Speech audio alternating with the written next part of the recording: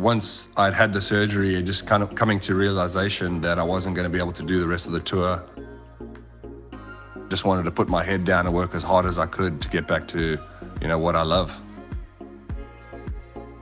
After the 3-month mark, I basically just started looking at the charts and chasing swells up and down the coast.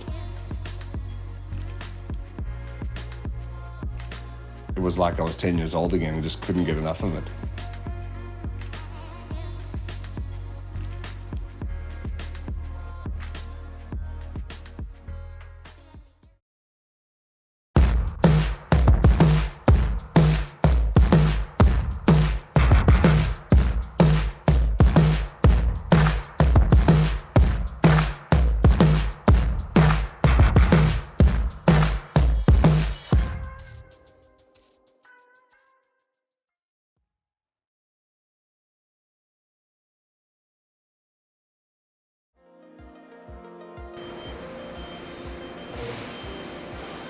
After a few months of surfing up and down the coast, I wanted to get the competitive juices flowing again.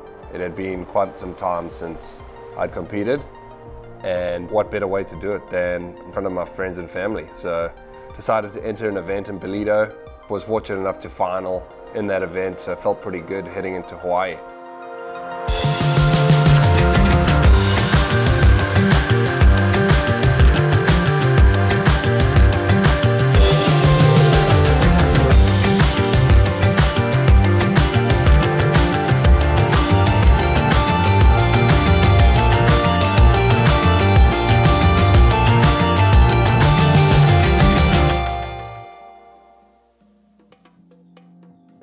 Traveling to Hawaii is no easy feat from South Africa. It's basically on the other side of the world. There was a lot of hoops that we had to jump through being from South Africa with the new variant and things like that. We did the best we could and started the journey to Hawaii.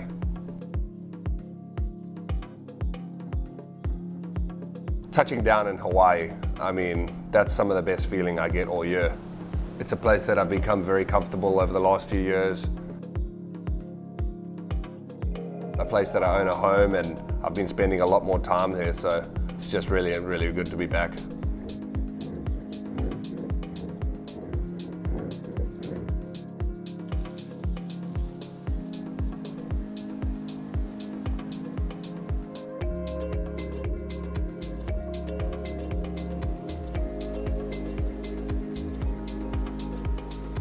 I think one of the things that really excite me about Hawaii, outside of incredible surf, is the fact that I can just hang and do really awesome things with my family. Drink coconuts, the beautiful sceneries, the swims and the things like that. With me having a new family, I really am taking advantage of it, and I'm enjoying every second. First day in Hawaii just was incredible. Woke up the next morning and it looked like the swell was up. Decided to head down to Pop, obviously Pop being the first event of the year. There was a super crowded lineup, so I wanted to get my waves in and get my experience and practice up.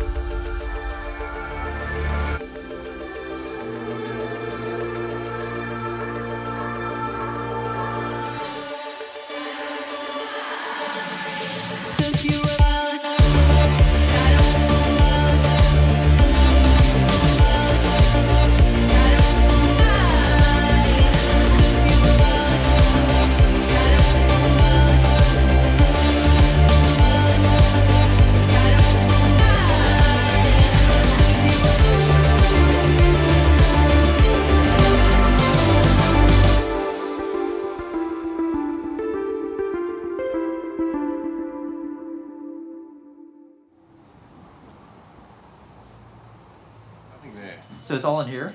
All in like Where do you feel it? It's more like on the side here? Yeah, like here.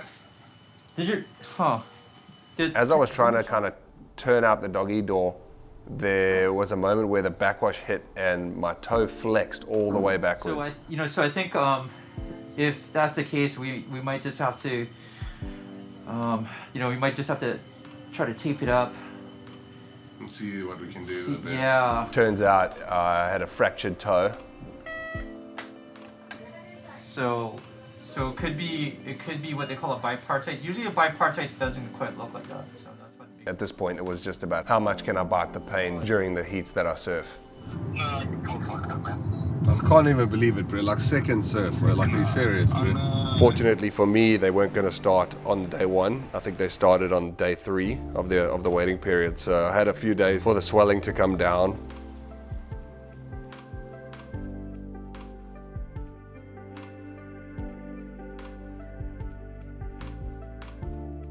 I ended up taping my toe up for my first heat. It was excruciatingly painful.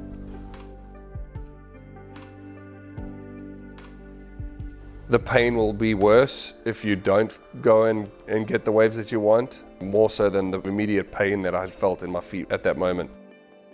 And sure enough, I lucked into one of the best waves that I've ever caught pipeline.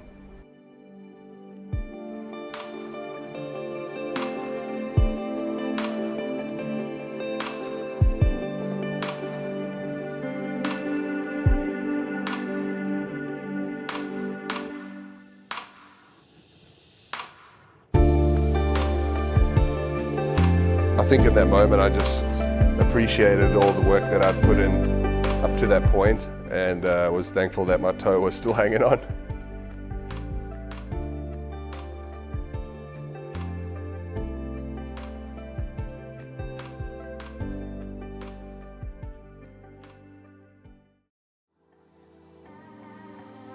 Going into Portugal, it's one of my favorite locations. I've got 3 seconds there. I just want to get there early and do a bit of preparation and test my toe out, see how it feels, and give it everything I've got.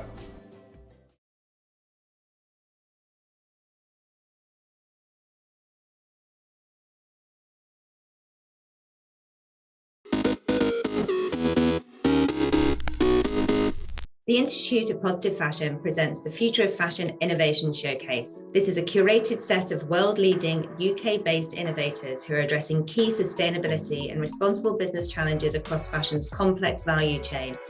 The showcase will demonstrate how innovations are contributing to positive growth by addressing societal and environmental impacts across the industry.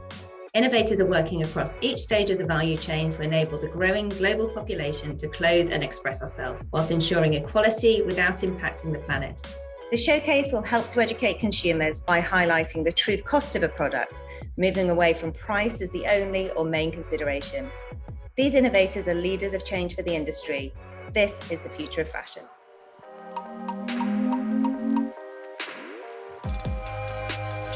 My name is Alfredo, founder of Away to Mars. It is a tech fashion company based in London. We are an open source creative platform for designers all over the globe. I had the opportunity to see how wasteful the designing process is. There's this shift in thinking that we need to make from a one-person centric design process to an open source design process. Away to Mars put together designers with the support of artificial intelligence to achieve a better, more sustainable design and a final product. With that, we reduce wastage, all the consumer fabric, energy, time in the prototyping phase. I think the future of fashion is about collaborating.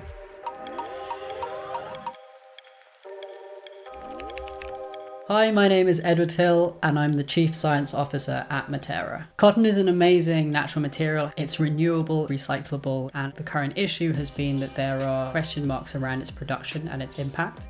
We build resilient farm systems to empower more sustainable cotton supply chains. We do this through 2 key areas. The first is by better farm infrastructure. The second is by better farm management. And there are external levers that need to be brought into the conversation. And we really think that's where investment from the supply chain can help to help that farmer give you the impact that you want. They're doing an amazing job. It's just the tools that they have sometimes limit what they can really manage. We're trying to basically make a way that you can feel confident that when you buy that that cotton, it's being grown as ethically and as sustainably as possible.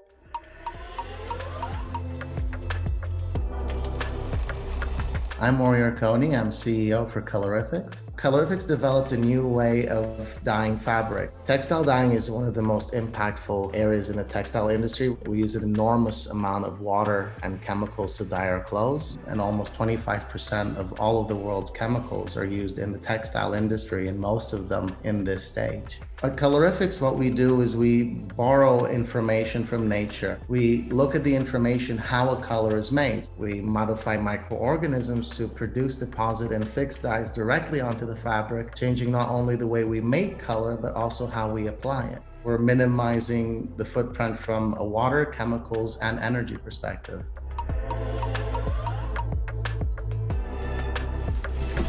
My name is Caroline Sibyl, and I work as the design director at Notpla. Notpla is on the mission to make packaging disappear by utilizing seaweed to replace single-use plastics. The negative environmental impact of the solutions that we have in packaging today are mainly plastic-based, and that material actually lasts for 700 years to break down. Notpla products can be used by replacing the plastics that are used to ship all of our fashion and items around. We created an alternative made from seaweed, which is naturally biodegradable and even edible. Within the fashion industry, there's a lot of different systems in place, so it's really important to work together with the different stakeholders that are in the value chain to make a positive change and to make these different solutions work together.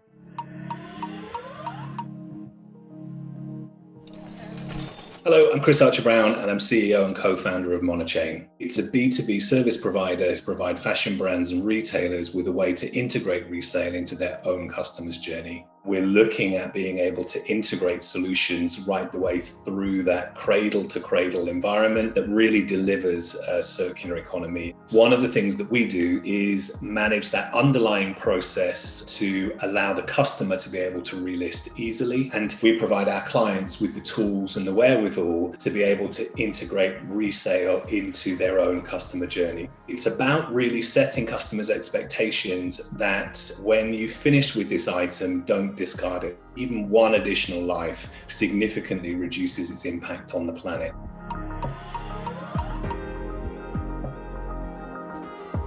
My name is Felix Winkler. I'm the co-founder and chief commercial officer of Reflaunt, which is a software company that helps brands and retailers get into the second-hand trade. We realized that brands and retailers were excluded from the second-hand trade and that they were missing out on a big opportunity. We bring resale as a service to brands and retailers so they can implement a resale solution in-house to allow their customers to be able to resell, donate or upcycle past purchases. Offering resale and upcycling to customers will facilitate the extension of the life cycle of those garments. And this is where you can measure the environmental impact of resale. My name is Michael Wesley. I'm co-founder and chief operating officer of Sheep Inc. Sheep Inc. produces high-end merino wool knitwear based on a regenerative supply chain. That means each of our garments has a negative carbon footprint, the first garment in the world to do so, without the need to offset. We have a bottom-up approach to supply chain, so we wanted to find first the suppliers that provide our raw materials, and then we wanted to find suppliers across the chain. We source only from regenerative farms, use 100% solar power along our supply chain, and use materials that are fully biodegradable. We source our wool from 3 regenerative farms in New Zealand, and it starts with the sheep. And therefore, all our customers, when they buy a sweater, also adopt the sheep, one of the farms that we source our wool from. And it's our way of trying to bring people back in touch and really understand that there is an impact and a story behind everything we wear.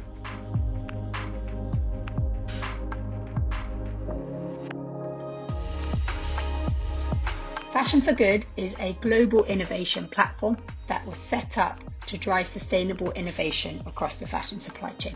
Supporting innovation will enable businesses and organizations to become more future-proof.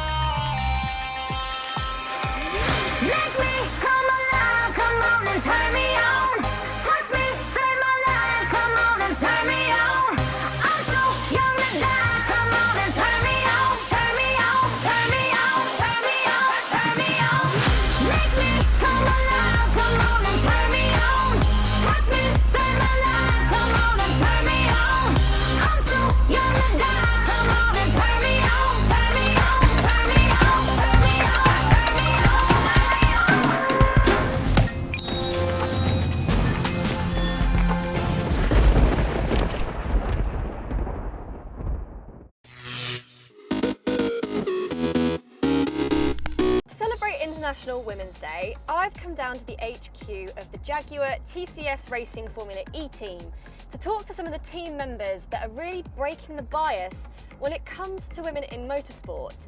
Jess! Sarah! Hey Jess, you couldn't give me a lift, could you? Absolutely I can. Christina! Morning. Nice! Can I give you a lift? So as a performance engineer, what are you doing? What's part of your job now that we are not racing? We go through all of the data that we've collected through the race weekend and understand really what the car was doing and how we could help it to then try and go faster for the next event. So Sarah, Yes. commercial project manager. My job entails like two parts, long-term planning for the team, and then the other part is the short-term planning. I develop like these applications and tools that simulate data. So Jess, event management. So it varies from starting right at that season launch all the way through to everything we do at races. How did you end up doing what you do? I definitely always knew. So I think maybe it was because I liked attending events as a teenager. I was like, I know, I'm gonna do a degree in events management. I think I'd always been attracted to a business role, but I've always wanted to go into the kind of more premium end of the market, without a doubt. From very early on, it kind of looked like something interesting to me. I didn't really have any other mentor or anything like this. Yeah, I didn't really set out to work in motorsport, to be honest. So I did watch like Formula One on and off growing up. My grandma would always have the races on the weekend. If I say to you breaking the bias, what does that mean for you? Breaking the bias, to be honest, comes down to how we educate children, I think. It could really help a lot if groups and companies were more diverse, right? So I think increasing diversity would be incredible and encourage people to speak up and maybe don't think that their views are probably the weird one or their opinion is wrong. There's nothing wrong with being weird, because I feel like weird, especially in a development sense, can often move things forward. I do actually think you gain confidence by just feeling that you know your topic, and I would stress to any woman out there, decide what discipline you want to be in and go learn it. Automotive, I think honestly I didn't realise how male dominated it was until I came into it. But it didn't intimidate me. I've been really privileged in my role that I've never felt that. As I say, events were actually a more female-dominated team, but it's not on purpose, and we definitely would have male or female colleagues. So I think the balance can only improve. You have been an amazing passenger. Appreciate the lift. Bye. Awesome. Have a good rest of the day. See you soon. See you later. Bye, yes.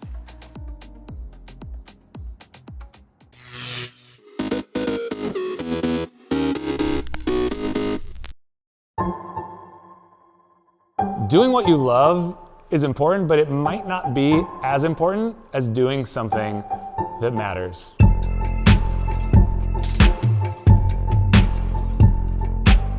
Cat and Cloud really got started with an idea that work could be better than it is. I used to work at the skate shop in the town where I grew up, and skating was basically my entire life. All of my social connections and everything I did revolved around skateboarding. And when I got hurt, I didn't want to work in the skate shop anymore because it was too painful to be around all of those things and not be able to participate. I needed a job, so I talked to my friend who worked down the street. He's like, dude, you hang out in the coffee shop all the time. Why don't you just come work here? It'll be totally chill. And I was like, huh, I always drank coffee, never thought about working in coffee. And I did, and immediately I was just bit by the espresso bug. I became incredibly enchanted about this mysterious brown liquid. Where did it come from? I don't know, and that was the beginning of it. Most people have somewhat of a dysfunctional relationship with the work that they do. Work is very transactional. You go to work, you put in your time, you get a paycheck, and that's the end of it. I'd worked at a couple different coffee shops that were really awesome. My current business partners at Cat and Cloud, we were all working there together, and we all loved working there. But there was this cultural piece that was missing, and really what the three of us all wanted was a little bit more creative freedom and to kind of tap into that idea of what could work be if we put a lot of focus on healthy workplace cultures and really investing into the employees that are along for the ride.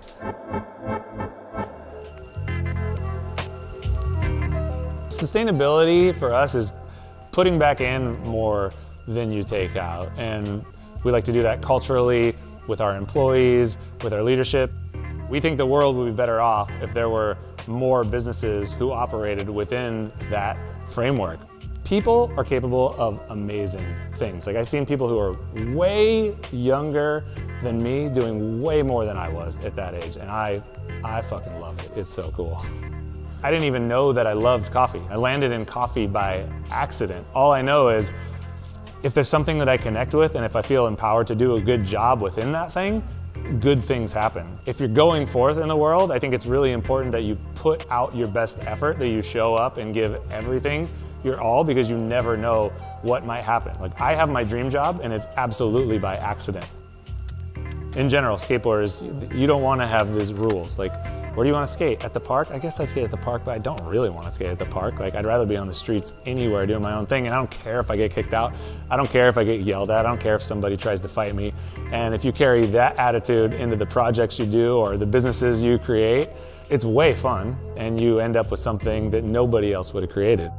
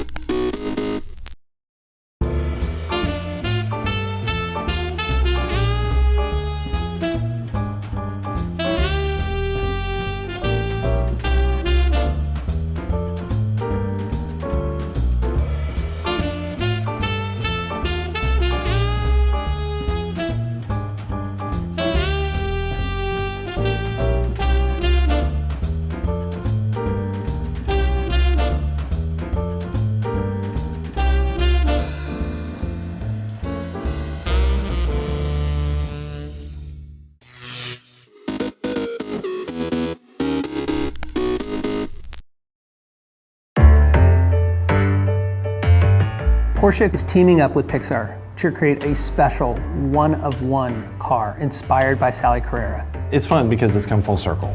We're inspired by the Porsche originally for the movie Cars, and now that character is inspiring a new physical car. Sally Carrera in the film Cars was the 2002 911, and here we are 20 years later creating this new special project. We get to play car designers when we worked on Cars. Now we're actually working with Porsche. One of our goals was not to create a car that copy-paste from the original one, you know, with the eyes and the windscreen and the mouth. Instead, a real street-legal, drivable car. This car is special, and whoever has this car will have something unique that will probably never happen again. For this fundraiser and being the 20th anniversary for the car that we used in the film for Sally, it's a great opportunity to kind of use this time to give back in the spirit of Sally.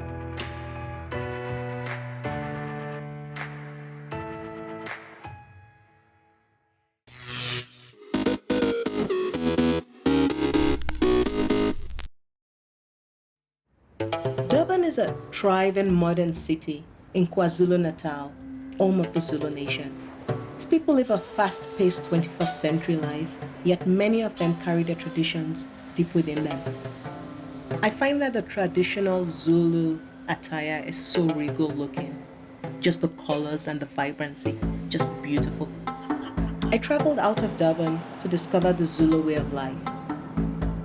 I didn't realize how close the city is to the beautiful rolling hills of the heartland. I was excited to find people still living according to a proud, passionate heritage, not just respecting the old ways, but celebrating tradition joyously. I found people with an amazing zest for life, flashes of color everywhere. I was swept up in the drama, the noise, the excitement of it all. I mean, every photographer lives for those moments. It's something I'll never forget.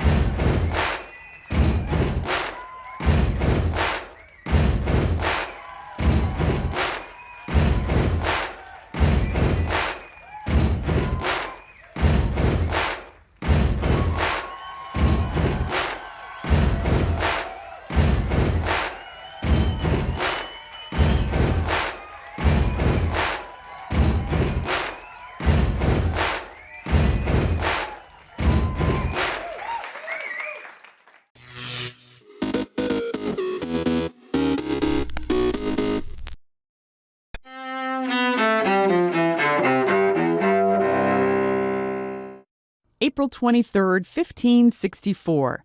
To be or not to be? That is the question. William Shakespeare is believed to have been born on this day in Stratford-upon-Avon, England. The poet and dramatist known as the Bard, one of the greats in world literature, dies on the same day 52 years later. 1998, James Earl Ray, confessed assassin of Martin Luther King Jr., dies at a Nashville hospital at age 70. Once behind bars, Ray later insisted he had been framed, alleging a conspiracy behind the killing of the civil rights leader. 1993. We're going to go to the public and ask him not to eat grapes. Labor leader Cesar Chavez dies in Arizona at age 66. Chavez, who organized migrant farm workers, led boycotts and strikes to secure bargaining agreements with growers. And 1954. Hank Aaron, with what's then the Milwaukee Braves, begins his long climb to becoming baseball's home run king. Aaron hits the first of 755 career home runs during a game against the St. Louis Cardinals. The Braves win that game 7-5. Today in history, April 23rd. Sandy Kozel, The Associated Press.